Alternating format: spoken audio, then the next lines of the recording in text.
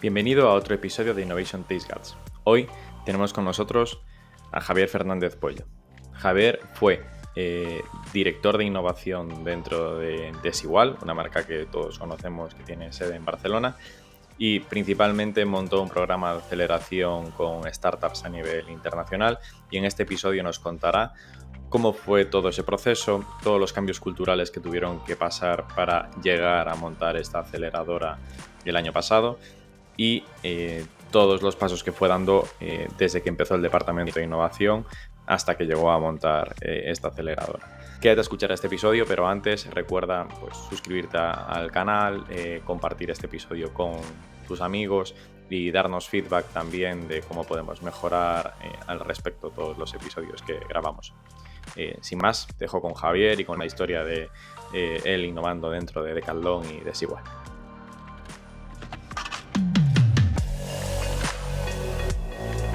Innovation Takes Guts, un podcast donde hablamos sobre empresas disrumpiendo sus propias industrias, Open Innovation y Corporate Venturing. Porque innovar no es para suicidas, no hacerlo sí. Con Bryce Comesaña, Head of New Ventures en Corporate Lab, Venture Studio especializado en crear nuevos negocios para grandes corporaciones. Hola a todos, bienvenidos a otro episodio de Innovation Taste Guts. Hoy tenemos con nosotros a Javier Fernández Pollo. ¿Qué tal, Javier? ¿Cómo estás? Hola, buenos días. ¿Qué tal, Bryce? Encantado de estar aquí con vosotros. Muchísimas gracias. Javier, eres experto en innovación, en retail, en moda, tienes mucha experiencia por esta parte, has estado en dos grandes compañías y ahora también estás como advisor en alguna startup. Tenía muchas ganas de hablar contigo para charlar un poco sobre cómo es la innovación dentro del mundo del retail y la moda, cómo es la parte de montar una aceleradora. Iremos tocando todos estos puntos, pero antes, danos un poco de contexto, ¿no? Preséntate tú, quién eres, de dónde vienes y a partir de aquí empezamos. Bueno, pues básicamente lo has dicho tú, lo has resumido muy bien. También es verdad que, como has dicho, llevamos mucho tiempo hilando agendas para conseguir coincidir. Esto yo me he hecho un poco aquí la culpa, porque ha sido un verano que yo he estado muy entretenido por ahí. Pero sí, bueno, básicamente, y luego hablaremos más en detalle, me remonto años atrás cuando yo empecé a tocar toda la parte de operaciones, muy enfocado ya hacia la innovación y demás, en Madrid, que es de donde yo soy.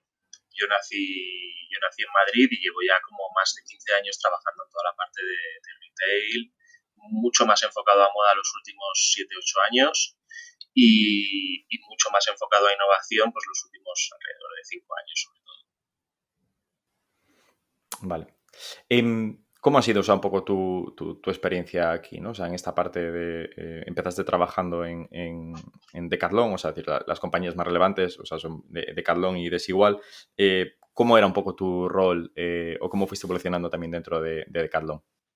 Bueno, en Decathlon generalmente es una empresa que la parte de management, que la trabaja muy bien, se hace desde abajo. Casi todo el mundo empieza prácticamente de vendedor. En mi caso no fue de vendedor, sino como responsable de un área, y ahí fui escalando.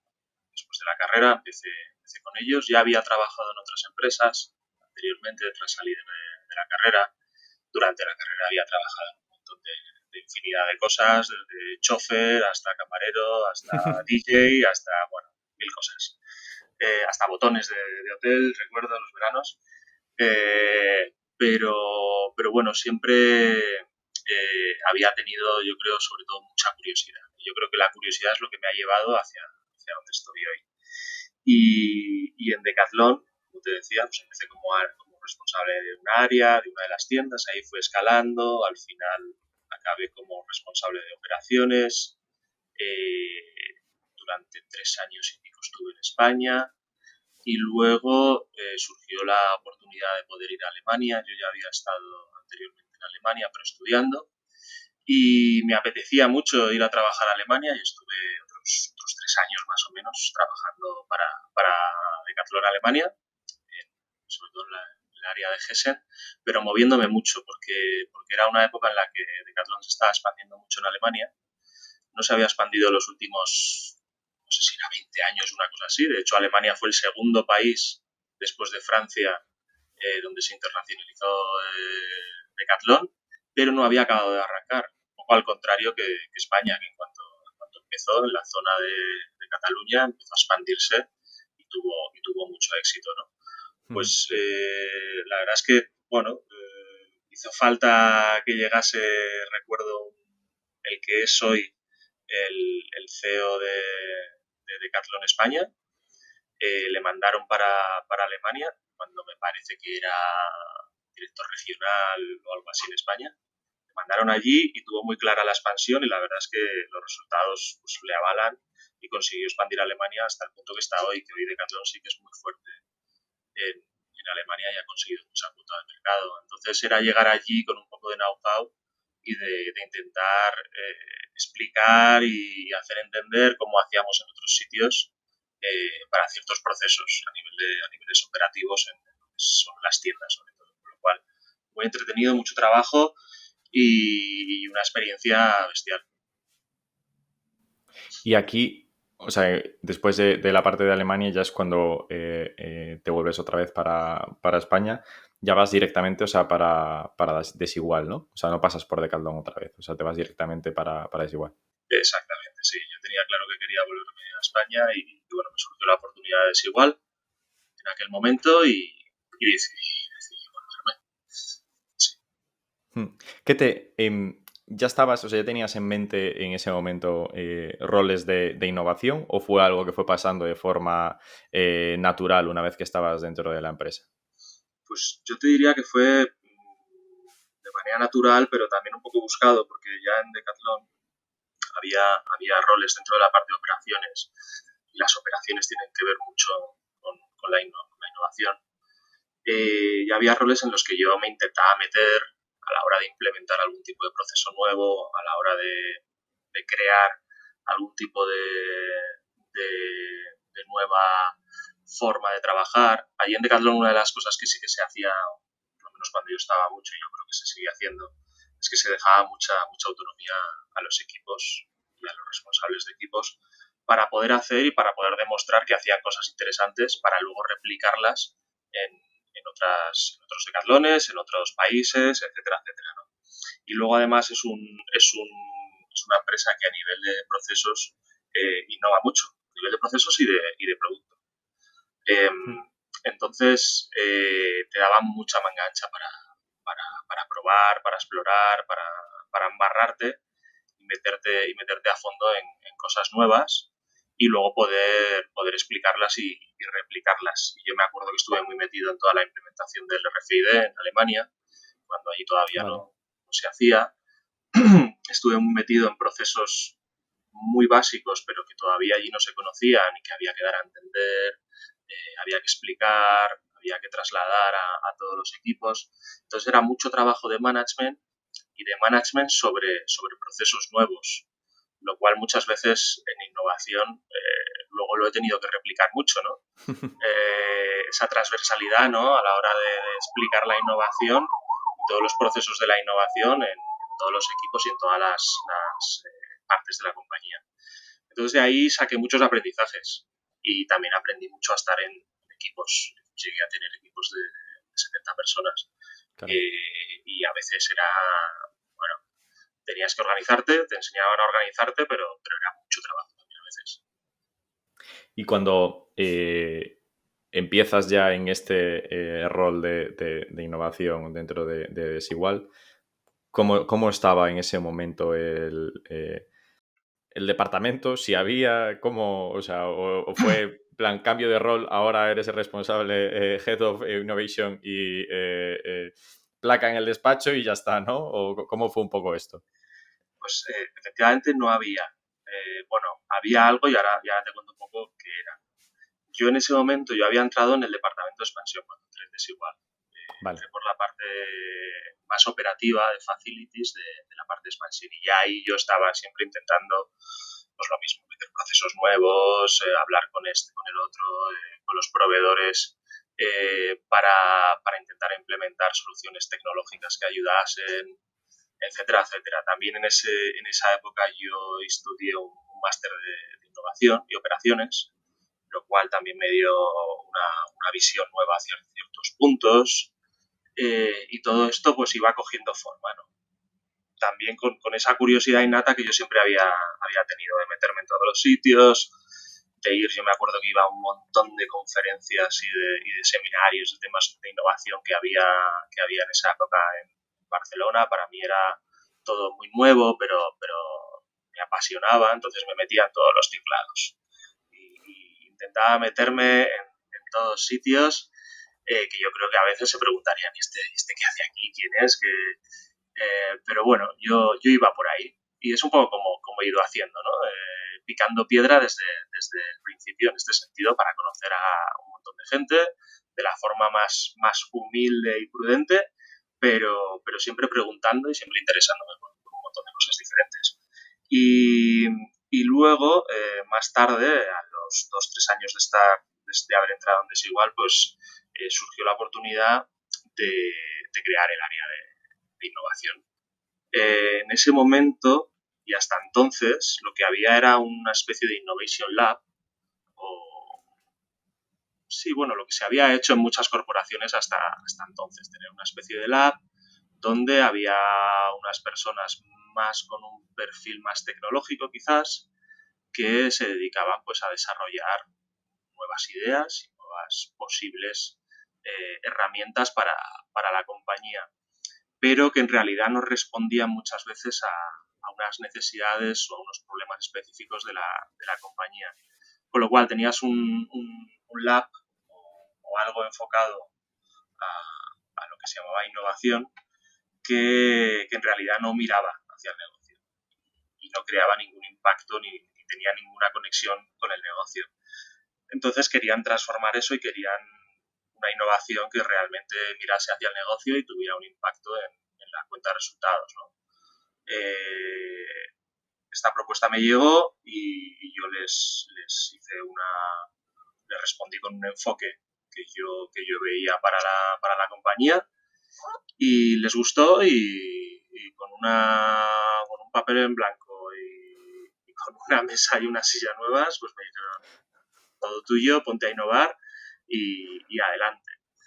Y entonces, bueno, a partir de ahí, pues fui creando un enfoque, fui ayudándome también en otros equipos, generando mucha cultura de la innovación y intentando diseminar el mantra de la innovación por la compañía, repitiendo constantemente y sin cesar que era la innovación, porque estaba yo allí, etcétera, etcétera, para que la gente entendiese, para que no hubiese tampoco recelos ni ningún tipo de fricción, que luego las hay, porque ya sabemos todos que esto es de libro. Y bueno, y a partir de ahí fuimos creciendo, fuimos ganando confianza con el comité. Creamos un comité de innovación en el que estaba prácticamente el main board al completo de la compañía, y a partir de ahí fuimos ganando confianza, fuimos generando herramientas y innovaciones para la compañía útiles, y que realmente se veía que tenían un enganche y que tenían un engranaje con el negocio. Y a partir de ahí pues nos fueron pidiendo más y más, cada vez más, fuimos añadiendo gente al equipo, luego fuimos añadiendo colaboraciones externas, y luego ya creamos la aceleradora. Este fue el último gran hito, digamos. ¿Cómo, o sea, tal como lo cuentas, ¿no? Parece que hubo un poco de inercia, ¿no? O sea, empezaste, como decías antes, ¿no? Con un papel en blanco, una silla nueva y una mesa, empiezas a mover la rueda y empiezas a ganar cierta inercia, a ganar esa tracción interna para que luego pues pasemos a montar la aceleradora o las diferentes cosas que hayan pasado durante el tiempo, ¿no? ¿Cuáles fueron esos primeros pasos? O sea, esto que contabas también, ¿no? De la cultura y tal, pero ¿cuáles fueron esos primeros pasos de una forma más táctica que diste para empezar a mover esta rueda, ¿no? Y para poder, un poco como esos quick wins de, vale, ahora soy responsable de innovación, me voy a poner a hacer esto, esto y esto, porque es lo que va a justificar también que hayamos tomado esta decisión. Bueno, lo primero que recuerdo fue hacer muchas presentaciones a mucha gente para dar a entender qué era la innovación y para también generar unas expectativas reales sobre lo que iba a ser la innovación. Porque muchas veces en el mundo de la innovación lo sabemos, pero muchas veces desde fuera la innovación se ve como algo mágico, muy, muy ligado a la creatividad y demás, y hay una parte de eso que es cierto, pero también hay una parte que es método y que es generar una utilidad a todo lo que hacemos, ¿no? Y que luego también tenga una repercusión y un retorno. Entonces, esto es lo que había que dar a entender y también el cómo manejar la parte más de frustraciones de todo lo que significa la innovación, de decir, oye, nosotros vamos a proponer muchas cosas, pero muchas de estas no van a salir y muchas de estas luego van a salir, pero a un medio largo plazo. Entonces, hay que entender también los tiempos, hay que entender cómo funciona y hay que entender que necesitamos apoyo de todos, desde arriba los primeros, pero también para esto y para que ese engranaje tenga ciertas garantías a la hora de que estas soluciones se implementen, necesitamos que la capa media de management esté muy de la mano con nosotros porque son los que nos van a ayudar a ejecutar todas estas nuevas soluciones o todas estas nuevas pruebas de concepto. Entonces, lo primero que hicimos fue, después de todas estas presentaciones y de explicar a todo el mundo que se vería envuelto en todo esto, fue buscar pequeñas soluciones a problemas que había actualmente en la empresa y que no se habían respondido hasta entonces, ¿no? Empezamos con temas de recomendaciones de talla. También recuerdo que hicimos una colaboración con Barcelona Tech City. Empezamos a situarnos en el ecosistema, sobre todo de Barcelona, porque es el que nos pillaba más a mano. Y entonces empezaban a ver que aquello tenía una respuesta hacia afuera. Nunca habían jugado exteriormente. O sea, todo lo que es el Open Innovation no lo conocían. Entonces, el de repente estar fuera, el que hubiese mensajes de desigual hacia afuera sobre la innovación y ver que había también un interés desde fuera sobre la innovación que se hacía en desigual, todo esto empezó a tener una repercusión y a generar pues también cierta ilusión, ganas de seguir avanzando. Entonces, estos pequeños quick wins que llamas tú fueron esenciales al principio para ganar ese grado de confianza de decir, oye, Javier, hemos visto que esto va y que esto tiene cierta sustancia, vamos a ir a por más. Enseguida que se veía que la innovación generaba una cierta reacción positiva, se quería algo más. Y además, recordamos que hablamos en época de pandemia. En época de pandemia toda la parte de retail y moda ha sufrido mucho. Entonces, prácticamente muchos de los mensajes positivos que se lanzaban desde la compañía venían de la innovación. Y esto ha ayudado mucho también a generar también cierta motivación. Qué bueno. Y en estas presentaciones que hacías contando que era la innovación, ¿qué cuentas? O sea, ¿qué es para ti la innovación, no? Bueno, yo sobre todo lo que hacía era generar una foto. Me acuerdo que dibujábamos una foto en la que veíamos el enfoque, ¿no? El enfoque de la innovación externa, de la innovación interna, de cómo íbamos a plasmar íbamos a trabajar mucho la innovación externa, que no se había trabajado nunca, y donde bajábamos a tierra muchas cosas de la innovación. Por ejemplo, lo que decíamos antes, que la innovación no solo es creatividad, que la innovación es un método, que hay una ciencia detrás. Trabajamos mucho el tema de las expectativas y el tema de también ya incluso generar un marco de trabajo de cómo íbamos a trabajar la innovación y marcar incluso unos timings y unos KPIs muy, muy a alto nivel, pero ya diciendo, oye, cada X tiempo nosotros vamos a presentar tantas propuestas. Es verdad que al principio no puedes tampoco dibujar o predecir cuánto vas a generar en la cuenta aporta resultados sobre lo que vayas a innovar porque no sabes todavía lo que vas a hacer, pero sí que puedes decir, oye, yo voy a proponer X en el próximo año. Y de estas propuestas van a salir a negocio tanto. Y de esto que salga a negocio, luego lo evaluaremos de esta manera. Dibujar, digamos, un roadmap muy, muy claro, muy detallado de cuál va a ser el marco de trabajo de la innovación, cuáles van a ser nuestras necesidades y cuáles son las expectativas que nosotros manejamos. Muy realistas también para que la gente, oye, maneje sus expectativas y tenga claro qué es lo que hacemos.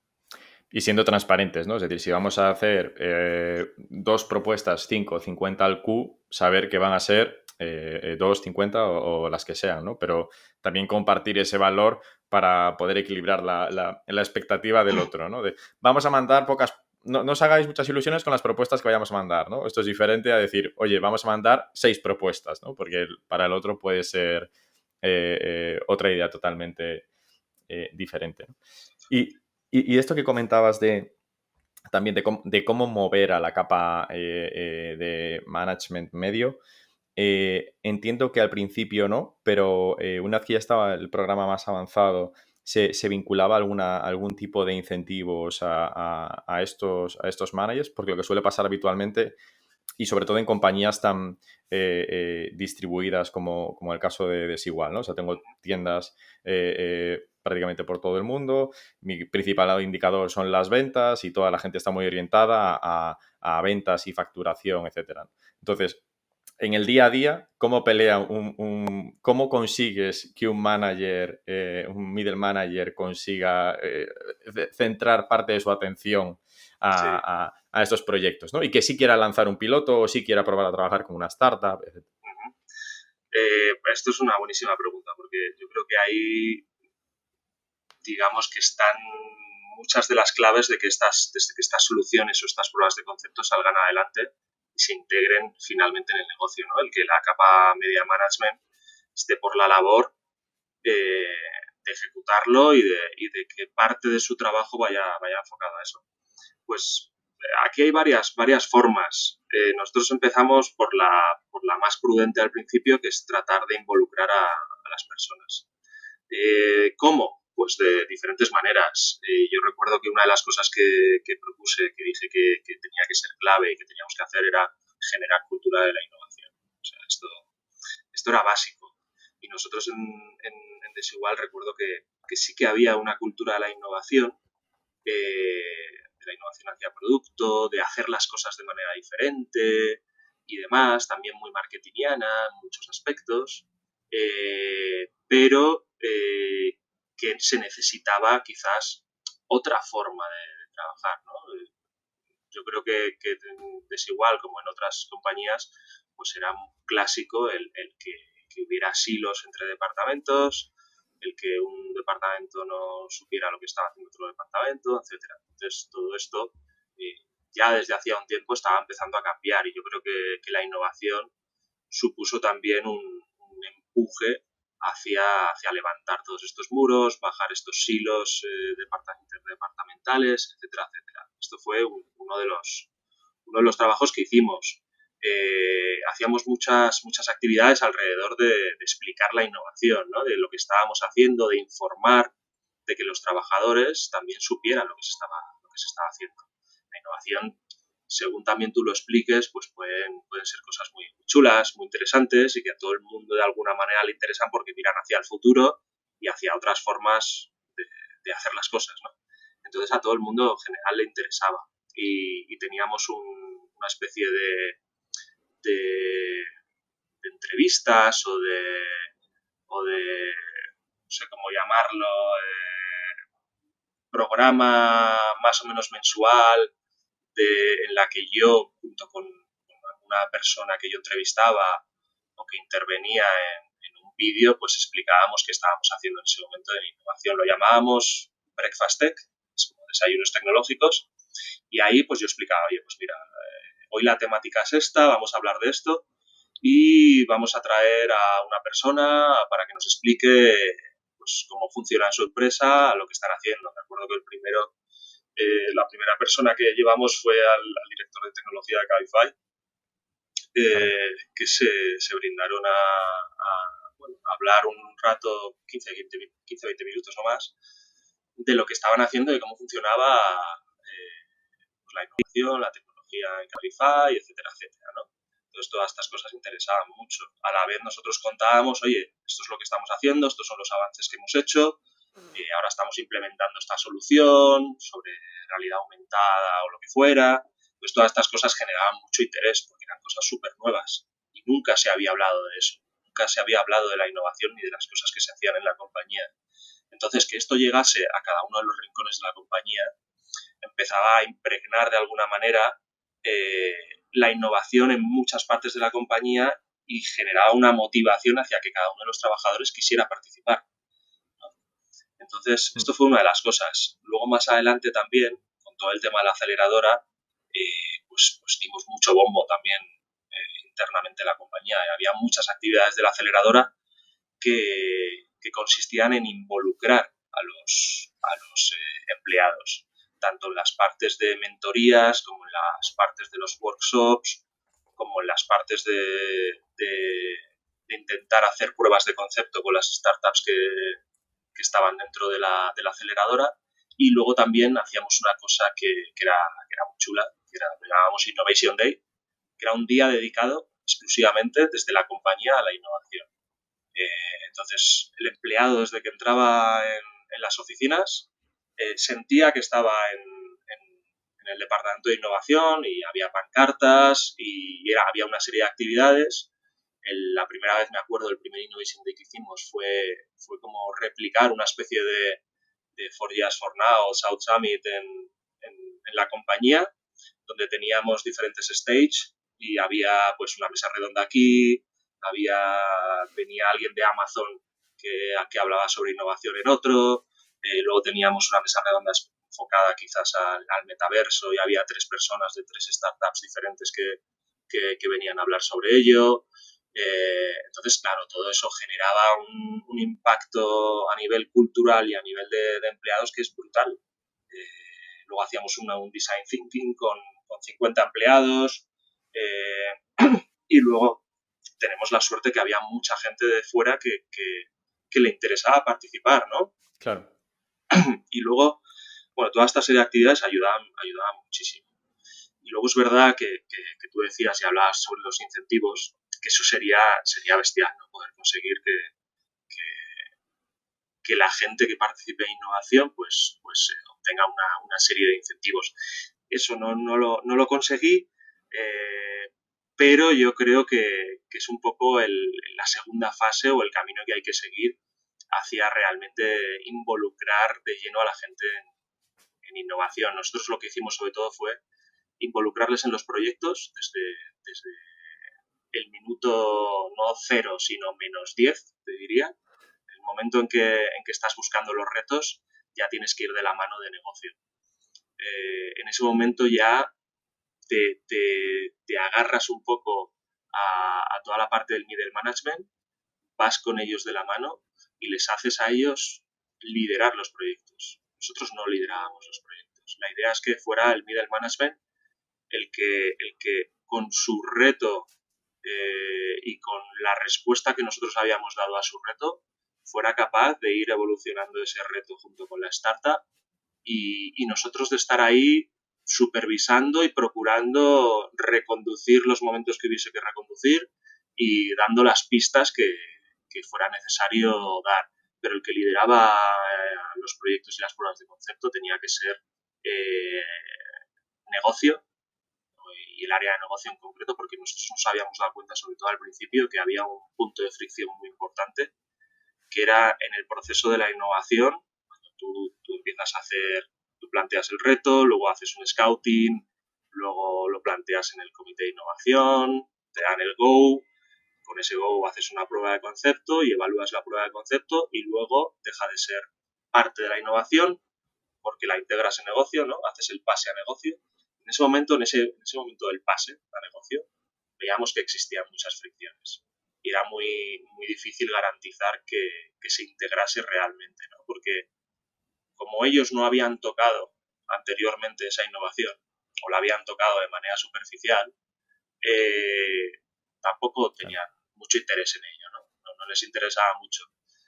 Entonces, el involucrarles desde el principio, incluso antes, y el hacerles líderes de ese proyecto, les hacía, generaba un engagement mucho más sólido hacia luego motivar esa integración y querer implementar la solución de forma sólida en su área de negocio.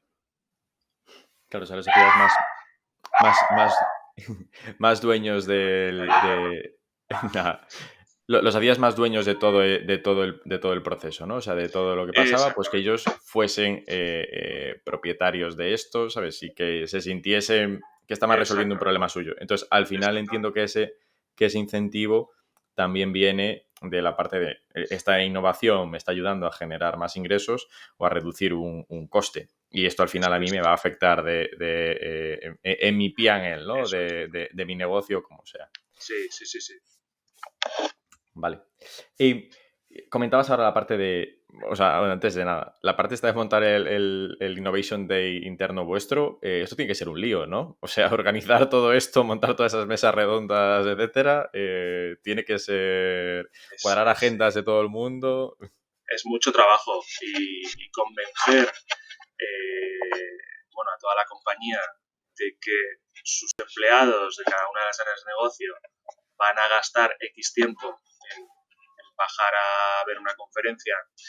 Procuramos que fueran conferencias pues, de 30 minutos, no más, y que la gente pudiera elegir. O sea, que hubiera una escaleta de temáticas y que, oye, mira, yo si quiero bajar en 2 medias horas durante el día a ver esta y esta otra conferencia, me apunto.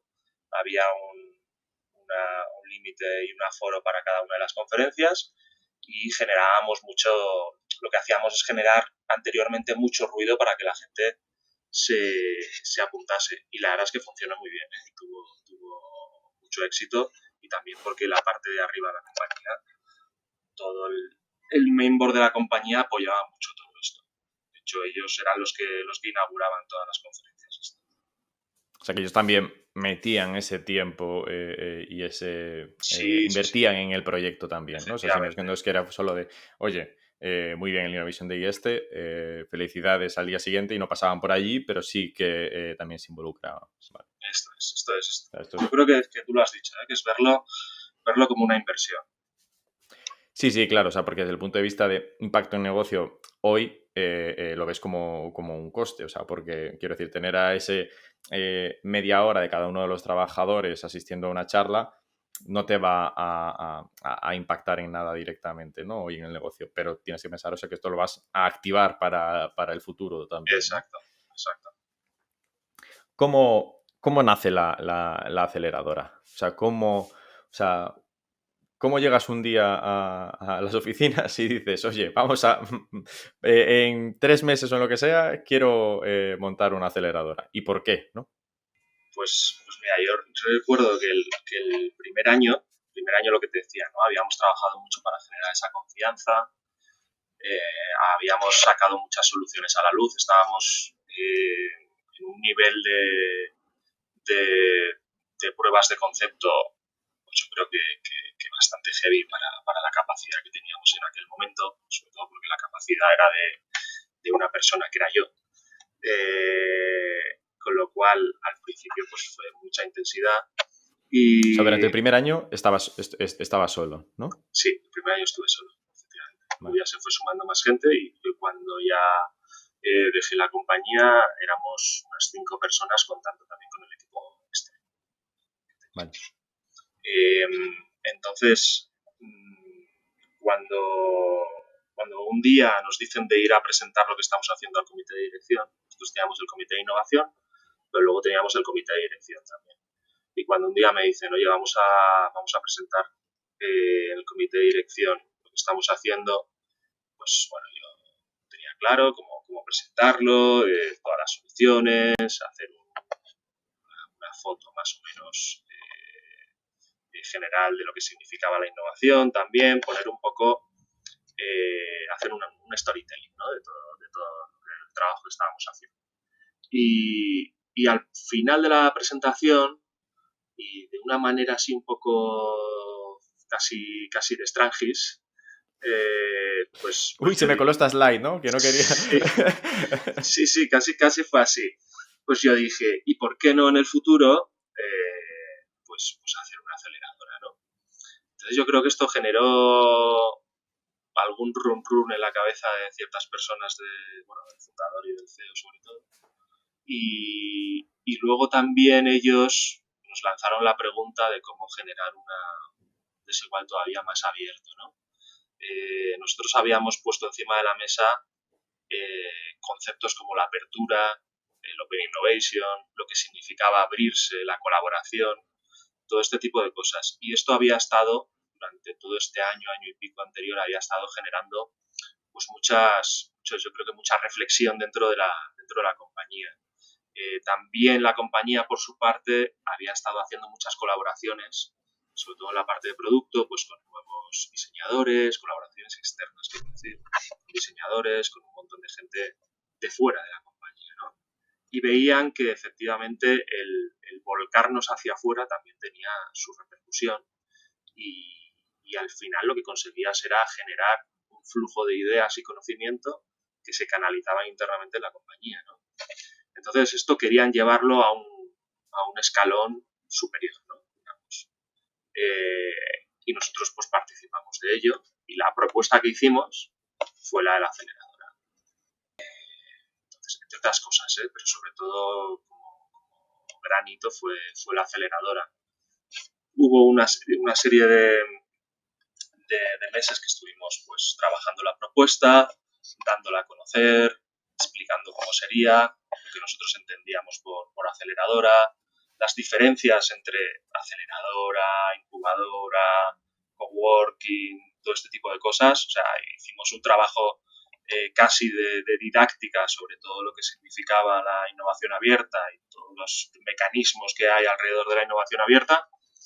Y bueno, y funcionó bastante bien, hubo mucho interés y también teníamos claro que necesitábamos pues, un compañero de viaje para poder hacerlo, ¿no? Y para poder llevarlo a cabo, porque no teníamos toda la expertise y porque también necesitábamos una fuerza de trabajo que nosotros no teníamos en ese momento, ¿no? Entonces estuvimos hablando con muchísimas, yo puse una serie de expertos en temas de aceleración encima de la mesa y estuvimos en un proceso de selección durante X tiempo también, decidiéndonos con quién trabajar. Y al final se decidió y elegimos trabajar con Placa Morena, que son los partners que elegimos para la aceleradora y que nos ayudaron pues con toda la parte de scouting, con toda la parte de organización de ciertas cosas y también nos ayudaron a generar un enfoque muy acertado sobre todo el tema de mentorías, de workshops y de cómo implementar ciertas cosas. Es verdad que nosotros teníamos más garantizada la parte de cómo implementar y validar el producto de las startups, pero ellos también nos dieron, sobre todo yo creo que también, el trabajo de scouting y de búsqueda de ciertas soluciones a retos que nosotros habíamos planteado, pues ellos tienen una capilaridad internacional muy importante y en este sentido pues nos ha ayudado mucho. Y planteasteis la aceleradora sobre los retos que habíais definido al principio con ese folio en blanco que decías, ¿no? Renovamos los retos. De hecho, tuvimos que hacer un trabajo de explicación sobre los retos muy relevante. Porque al principio del todo, quizás tampoco por no meter mucha chicha a los directores y demás, lo que hicimos fue tomar los retos que ya estaban puestos anteriormente encima de la mesa. Y sobre esos empezar. Y luego también hacer un poco de intentar poner la oreja sobre cosas que iban surgiendo, ¿no? Entonces, al principio fue un poco más eso, de una manera más prudente, intentar captar estos retos y estas problemáticas. Y otras cosas que que a veces no nos basábamos en retos, a veces también nos basábamos en que, oye, existe esta tecnología, merece la pena explorar sobre ella y vamos a proponer una prueba de concepto sobre esta tecnología más allá de los retos que haya encima de la mesa, ¿no? Y esto es lo que hacíamos. Luego sí que para la aceleradora hicimos un trabajo sobre los retos mucho más enfocado y mucho más profundo. Vale. ¿Y por qué una startup quería entrar dentro de vuestra aceleradora? O sea, ¿qué gano yo como emprendedor en una startup entrando en la aceleradora de Desigual en aquel momento? Bueno, era una de las cosas que nosotros teníamos muy claro que teníamos que ser, digamos, mejor que nadie, ¿no? Teníamos que ser atractivos para que esa startup quisiera entrar en nuestra aceleradora. Y yo lo que planteé en un primer momento es ser súper abierto con las startups, muy colaborativo e intentar explicar que nosotros no queríamos tomar nada de ellos. Es decir, yo había estado viendo otras aceleradoras, había estado hablando con mucha gente, veía que muchas startups cuando entraban en una aceleradora casi vendían su alma al diablo. Y yo quería tener claro que esa no era nuestra intención y dejar claro a las startups que optasen que esa no era la intención de la compañía. Nosotros teníamos dos objetivos, básicamente. Uno era el de implementar soluciones tecnológicas que dieran una ventaja competitiva a la compañía, tan básico como eso, y el otro era el generar una cultura de la innovación. En base a estos dos objetivos, nosotros hicimos un draft explicativo para las startups, más allá de luego el contrato que se firmaba con ellas, que cada una de ellas era diferente y había que modificar a veces. Pero el draft básico era muy abierto y no tomaba equity. Sí que nos reservábamos el derecho a ciertas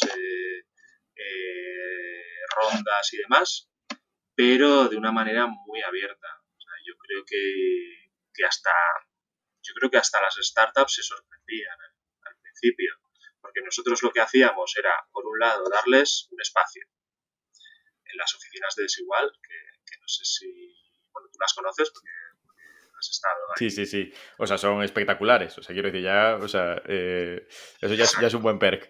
De hecho ahora parte de esas oficinas las ha cogido Norsken para el proyecto que van a hacer, etcétera, sobre impacto y demás. Y son unas oficinas que, bueno, es que tienes a 30, tienes el mar, unas vistas espectaculares y que dan ganas de ir a trabajar allí, ¿no? Entonces, por un lado ofrecíamos ese espacio, vaciamos una planta entera de las oficinas para dedicarla a la aceleradora y ellos tenían este espacio garantizado durante los meses que durase el programa, sí o sí. Luego dentro del espacio pues tenía una serie de recursos y luego dentro del programa había dos líneas. Una línea era la de la validación del producto a través de una prueba de concepto. Nosotros involucrábamos a la compañía dentro de estas pruebas de concepto y a la startup y a la compañía lo que hacíamos era unirlos. Teníamos unas figuras dentro de la compañía de la capa del middle management que hablábamos anteriormente, que eran los que de alguna manera servían de referentes a las startups para abrirles las puertas dentro de la compañía. Les podemos llamar champion, les podemos llamar como sea. Sí. Y estas personas es un poco como el buddy que organizaba que, o sea, es decir, exacto, vale, sí. quiero hacer, soy una startup, vamos a hacer un piloto, pero ¿con quién tengo que hablar, no? O sea, ¿quién es la persona que de verdad le mando un correo y que pase algo, ¿no? Esto es. De hecho, les llamábamos buddies. Vale. Entonces, el buddy era el que de alguna forma respondía sobre la startup, estaba pendiente de ellos y garantizaba que obtuviesen las respuestas dentro del ámbito de la compañía, ¿no?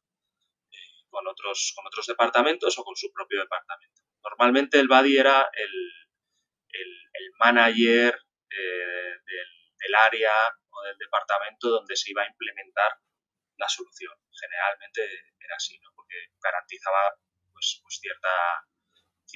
cierto movimiento.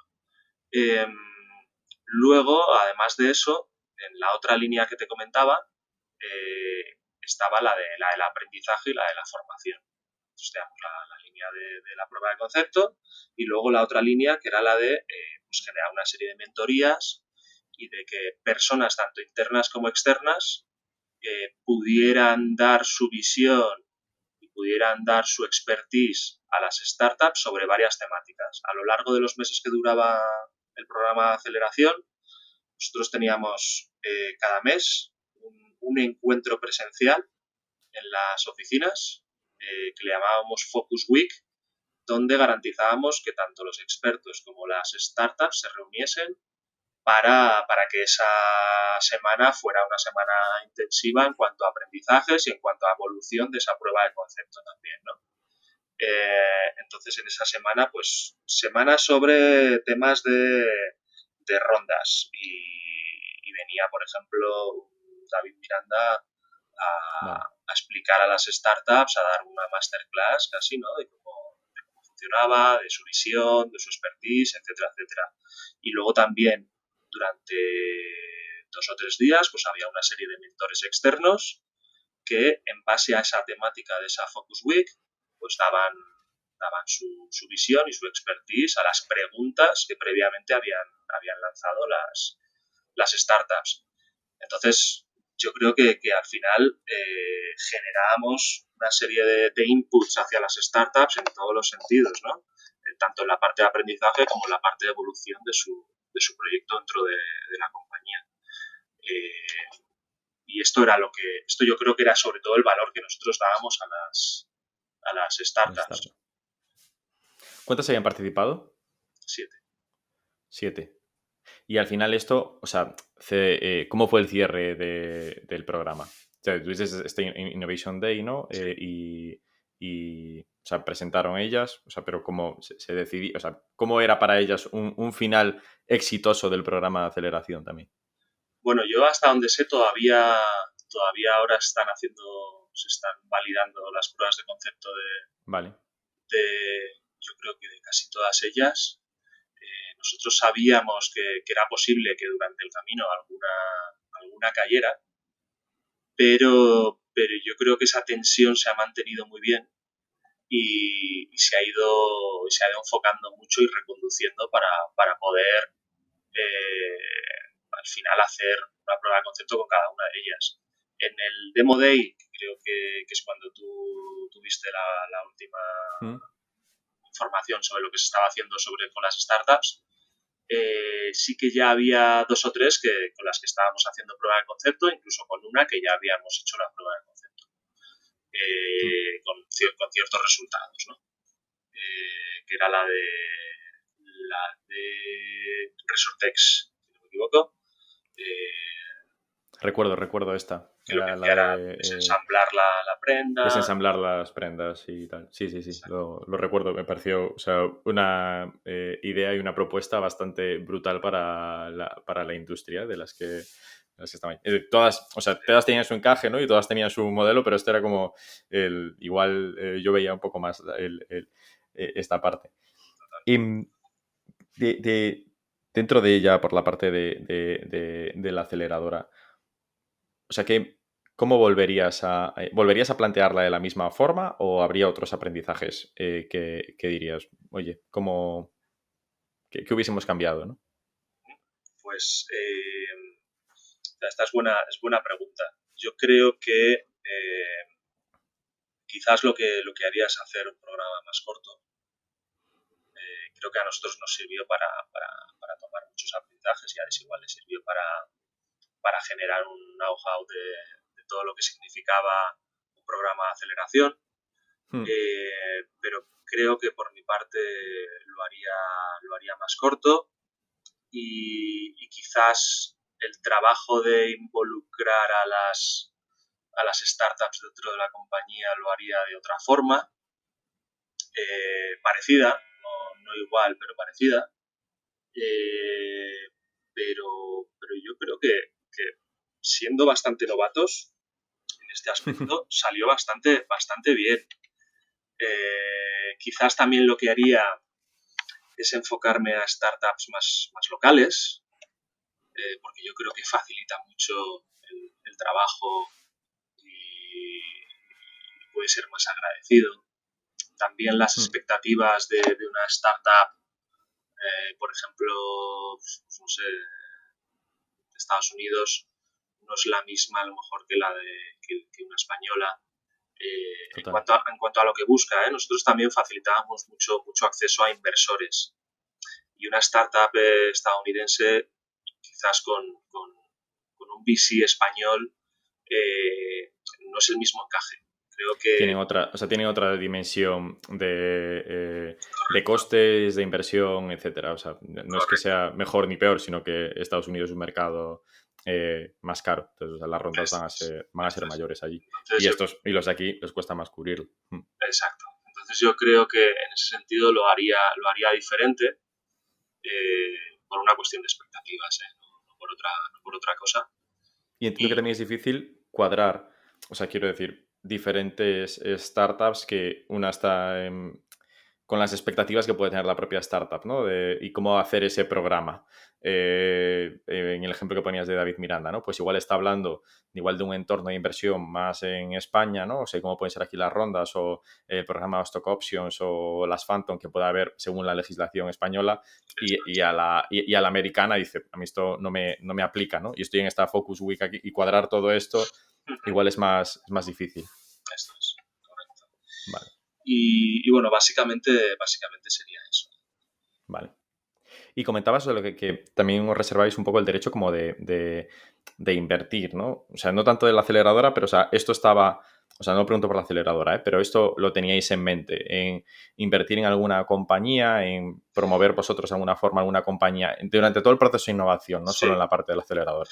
Bueno, por lo menos tener la posibilidad de hacerlo, ya que estaban allí y ya que estábamos dándoles también el espacio, los recursos y la posibilidad de validar su producto. Yo creo que menos que tengamos la posibilidad de poder participar también de su proyecto, el futuro que vayan a tener. Correcto. Que luego la realidad es que generalmente no se hace o a lo mejor no se encuentran los encajes. Nosotros no teníamos la parte de inversión dentro de la aceleradora, es algo que está fuera, que sí que existe un family office que es el de Thomas Mayer, que es el que que hace una serie de inversiones que son agnósticas en realidad, que no tienen por qué ser enfocadas a retail o a moda, pero nosotros sí que de alguna forma desde la aceleradora y desde todo lo que hacíamos en innovación y desde el networking que teníamos, etcétera, generamos un pipeline que garantizaba o que podría llegar a garantizar cierto éxito sobre inversiones en moda o de tecnologías que apliquen a moda, ¿no? Entonces nosotros lo único que hacíamos era sacar esto de nuestro ámbito para mostrarlo a la parte del Family Office por si les interesaba invertir. Ellos sí que participaban en toda la parte más legal, digamos, a la hora de los contratos con las startups y demás, para también garantizarse ese hecho. Vale, clarísimo. Por cambiar un poco de tercio ya para ir terminando, ¿cómo ves el futuro en la moda y en el retail? O sea, ¿dónde crees que van a ir los grandes o dónde hay oportunidades en el futuro? Yo creo que la moda, lejos de que, claro, ha tenido un momento muy complicado con el tema de la pandemia y toda la parte de retail, moda, sobre todo, y además veníamos de todos estos mensajes que en años anteriores, de esto del apocalipsis del retail, ha habido unos choques en el sector muy importantes que lo que han favorecido es que han generado lo que han hecho es tambalear mucho el sector. Y cuando se tambalea y se mueve algo tanto, al final se generan muchos cambios, ¿no? Entonces yo creo que hay como una serie de incertidumbre, pero a la vez como de esperanza en que van a llegar cambios muy positivos en retail, en cómo se van a hacer las cosas, los procesos. Ya hay muchas cosas que se están haciendo. Muchas veces yo creo que no somos conscientes de las cosas que hay porque no tenemos todavía la capacidad o no hemos tenido todavía la visión de unir esos puntos y crear esas constelaciones, digamos, que nos permitan generar estrategias mucho más claras hacia, por ejemplo, tecnologías como la inteligencia artificial. Hoy día hay muchas, pues no sé, hay departamentos de data, hay soluciones de inteligencia artificial que se están probando y donde se está explorando en muchas compañías de retail y moda, pero todavía no hay muchas empresas, creo yo, que tengan todavía esa capacidad de unir esos puntos para generar estrategias muy, muy claras sobre cuál va a ser su evolución y el futuro de esas tecnologías como la inteligencia artificial, que va más allá de una tecnología, para generar impacto en la compañía en el futuro, ¿no? Pero yo creo que toda esta ola, de alguna manera, en algún momento próximo, romperá y habrá una serie de resultados y habrá una serie de evolución sobre estas tecnologías basado en todo el trabajo que se ha hecho anteriormente, toda esta exploración, análisis sobre estas tecnologías y que yo creo que dará sus frutos. No sé cuándo ni cómo, pero yo creo que vamos a ver un cambio muy relevante en toda la parte de retail, distribución y de moda en los próximos años. ¿Lo ves más aplicado en temas de procesos y operaciones o lo sentirá más el cliente final? Yo creo que lo sentirá el cliente. Tengo la sensación de que lo sentirá el cliente porque es algo que se lleva rumiando desde hace mucho tiempo. La parte de operaciones y la parte más operativa está ahí y se está trabajando mucho. Se está trabajando mucho sobre temas de inventario, se está trabajando mucho sobre temas de predicción analítica, se está trabajando mucho sobre nuevas formas también todo alrededor de la sostenibilidad, circularidad que hablábamos antes, por ejemplo, con esta startup, que lo que hace es desensamblar, ¿no? Son más allá de las típicas soluciones de e-commerce, son soluciones más enfocadas a la parte industrial, ¿no? Podríamos decir. Pero yo creo que va a ir muy enfocado al cliente, también a los espacios. Hay como mucho interés en saber qué va a pasar con los espacios físicos.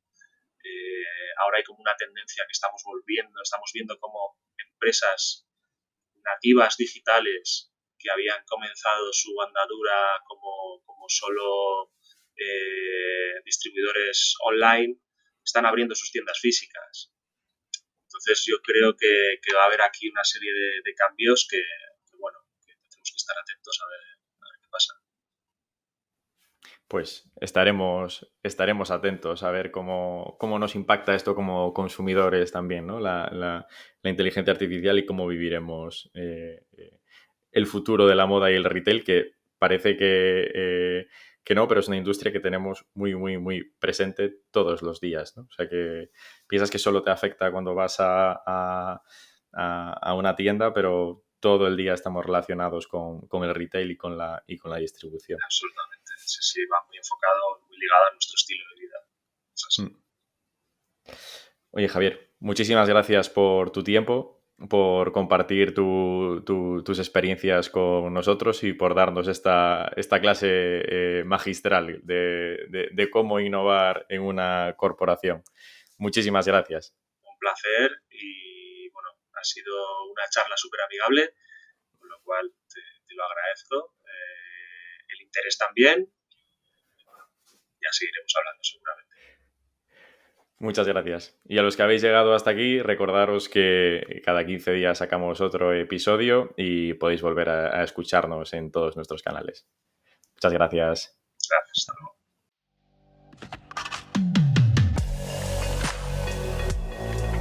Innovation Takes Guts, un podcast donde hablamos sobre empresas disrumpiendo sus propias industrias, Open Innovation y Corporate Venturing. Porque innovar no es para suicidas, no hacerlo sí. Con Bryce Comesaña, Head of New Ventures en Corporate Lab, Venture Studio especializado en crear nuevos negocios para grandes corporaciones.